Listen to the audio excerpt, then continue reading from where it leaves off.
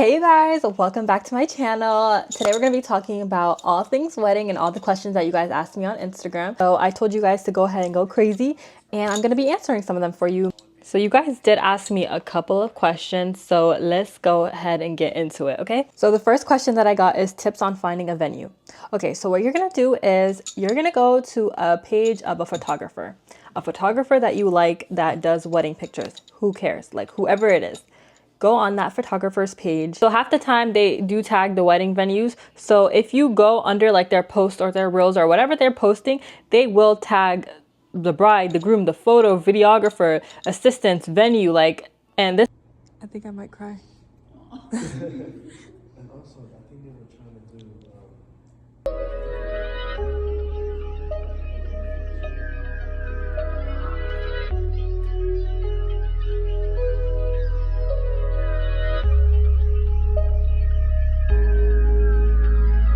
Good day in my mind, seem to take a step out. Get some air now, let your edge out. To some iceberg, you'll be heavy in my mind. Can you get the heck out? I need rest now, got me bummed out. You so baby, baby, baby. I would do the same thing with decorations. Half the time these photographers, they do tag the decoration, who does the hair for the bride, who does the makeup, and they do tag everybody. So you guys, that is my #1 tip and trick. Do that. Another thing that people don't realize is Facebook Marketplace. I wish I knew about this during my wedding. I didn't do this during my wedding. So if you're looking for people to do photo booths, make snacks, make drinks, or anything like that, Facebook Marketplace is going to be your best friend. You can rent out a lot of different things, you know what I'm saying? You guys, look on Facebook Marketplace, okay? Like for my 2025 brides, please, if you want to save that coin and you want to get bang for your buck, look at Facebook Marketplace, but just don't book with anybody. Just make sure you see their work and you see their craft. I've helped other people plan their weddings, and I have done this for them. I went on Facebook Marketplace and I started searching up who does drinks, who can make mocktails and things like that. Like for my sister, I found somebody who could do a mocktail bar for her for the low. They did that. Like Facebook Marketplace be coming through. You could find wedding venues on there. Like you just say search up whatever you're looking for and then your city and it will pop up. And another thing people ask me is your budget. So I feel like a wedding is in anything between 20 to 30,000. I had a budget and I went over that budget. Like think of a budget that you want to have in your head. Just always make sure you have like a little bit more money, because you might go over it, and there's just always like little things that you don't realize will cost as much. Invitations, I feel like you can just do like greeting cards. That's what I did. I just made it on greetingcards.com. I'll put it right here for you guys, and you can just send it out to whoever you want. And also they can also RSVP, which is nice. Yeah, so that's how I did my invitations. I wasn't gonna be spending more money on invitations. Definitely try to save as much as I could during my wedding. So yeah, I didn't want to spend too much on things that I didn't have to. Somebody said, how much did that cost? So I'm assuming that you meant like the bridal diras. Those could cost to anything between $300 to $500. I would definitely look at some options. There's a lot of people that do make diras. There's Dubai Bridal, where I got my dirat from. She's located in Columbus, Ohio. There's Ilwad Fashion, I believe. And then there's a couple other ones that I feel like I literally kind of low-key started a trend, because I have never seen anybody wearing a velvet dirat before me. Like, no offense. After me, I felt like everybody was wearing velvet dirat. I was like, hey, trendsetter. Somebody said, do I still have my wedding dresses and dirats and things like that? Yes, I do have my wedding dresses, and yes, I do have my dirats. I literally thought about selling them, but I don't know who would buy them. Like, I still do have my dirat. Like, I do think about selling it, because what the hell? Like, where am I ever gonna wear that again? I'm not gonna wear it again, and I'm not giving it to my daughter. Like, she will wear something better than me. So let's start there. Like, should I sell it? Would anybody be interested in that? Said, how far in advance should you think about before planning a wedding?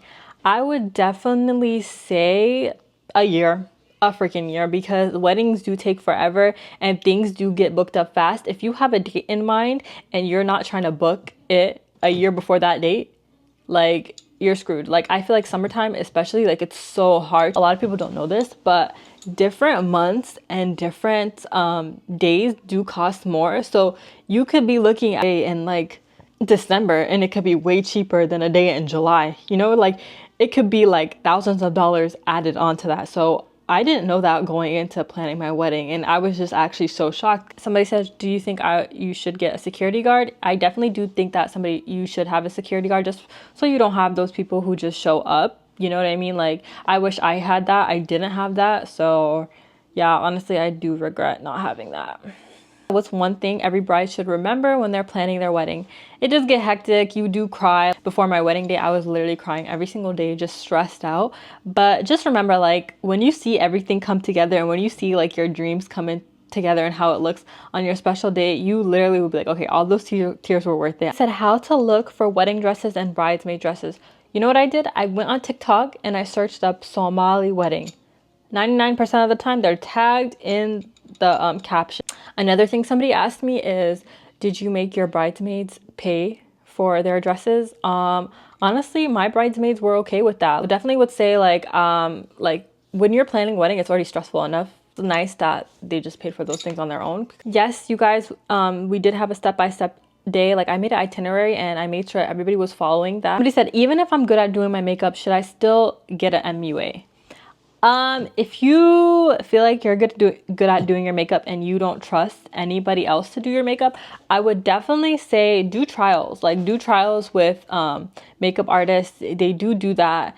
You know, like, I'm good at doing my makeup, but I wasn't going to be doing my own makeup on my wedding day. Like, I just wanted to relax, sit back, and just be taken care of. And it just makes you feel good. So definitely do trial runs. My sister is a makeup artist, thank God. I'll put her Instagram right here. She did my wedding makeup and it was so beautiful. And I was just honestly so happy that I could have somebody that I could trust. They said, do you think it's important to have a grand wedding, or is an nikah enough? Honestly, you guys, that's not a question that you should be asking me. That's a question you should be asking for yourself. Like, honestly, if you want to have a big wedding and a nikah, go ahead and do that. If you want to have a nikah only, go ahead and do that. I don't judge people on what they do and how they want to live their lives. If you want to do whatever you want to do, go ahead and do it, and whatever fits your budget, go ahead and do that. I said best hairstylist who could travel, Arrogant Tay. He said where to start. Girl, start on your Pinterest board. Go on your Pinterest board and start making a mood board of how you want your hair to look, how you want your makeup to look, how do you want your venue to look, just go based off that and start like there. Like, if once you like create that mood board, you're gonna know like, what did I learn from having a wedding that people really don't talk about? The amount of hate that you get. Like, I don't know why around my wedding I literally got so much hate. Like, it was crazy. Like, I had like people on Twitter talking shit about my wedding, saying, oh my God, this girl has a wedding every single day. I can't escape it. Close your eyes. There was threads of people just constantly talking shit about me. Like, somebody said, what would I have done differently? Like, the only thing I would have done different is hire security. Asked, how did you tell your parents that you wanted to get married? Girl, I wasn't going to tell them. I let that man go ahead and tell them, because if you want to marry me, go speak to them yourself. I ain't speaking for you. And then I'm just agree. The smartest thing I did during my wedding was I got like a fake tier cake. Like, only one part of it was real, so the part that we were cutting, and then the rest of like the cake for like everybody, the guests and stuff, we got like a Sam's Club cake, like a bunch of them, and then we just served it to everybody like that. So smart. During a wedding, you really want to get bang for your buck, so yeah, definitely do that. Having a checklist for your wedding is so important, because sometimes you forget something. So having that checklist is so vital. So for my 2025 brides, please have a checklist and just check off something that you're doing every single day. Okay guys, the rest of the questions are pretty much the same questions. So I'm gonna end this video right here. I hope this video helps my 2025 brides. And yeah, I hope you guys get a little bit more insight from that. And I hope you guys enjoyed this. And as always, like, comment, and subscribe. Let's get to that 2,000. And bye guys, I love you guys so much.